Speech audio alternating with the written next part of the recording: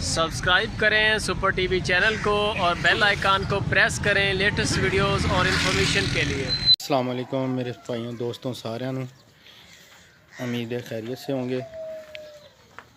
ये बच्चियां लेके आए हैं 5 चोलिस्तानी, 2 साहीवाल 3 चोलिस्तानी ने 5 दाने लेके आए हैं।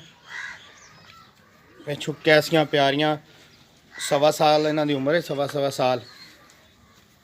रेट इन्हां दा 45 हज़ार पुट्ठा फी। 1-2 लैणगे तो अलग रेट होगा, 5 दाणियां दा ये रेट है।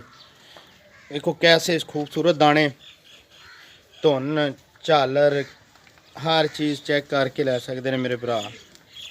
ए वेख सकते हो कैसियां प्यारियां मूर्तां लैके आंदे ने। सिर्फ 5 दाने, थोड़े थोड़े पैसे जे, थोड़े जे मुनासिब जे पैसे वाला 45 हज़ार पुट्ठा ए दे सकते हो।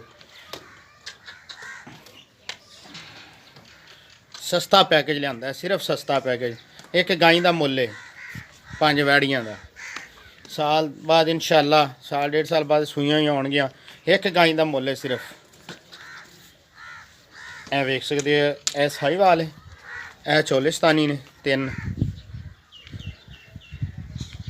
ए देखो एक एक चीज़ वेख सकते हो,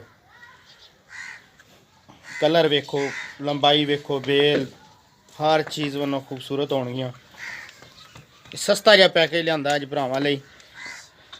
किसी मेरे भाई दोस्त नूं चाहिदियां होण ते मिल सकदियां ने, ऑनलाइन भी मिल सकदियां ने। फार्म ते आके विजिट करन, आके चेक करके लैके जान। एक 4-4 थान खूबसूरत थान,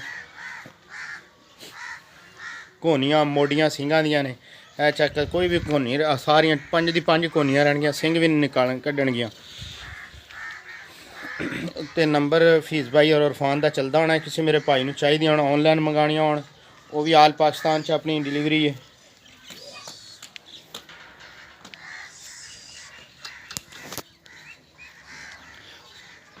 सस्तियां ਜਿਹੜੀਆਂ 55 हज़ार 60 हज़ार ਨੂੰ ਵੇਚਦੇ ਆ, ਇਹ सिर्फ सर्दियों का पैकेज करके 45 हज़ार ਨੂੰ ਪੁੱਠਾ है।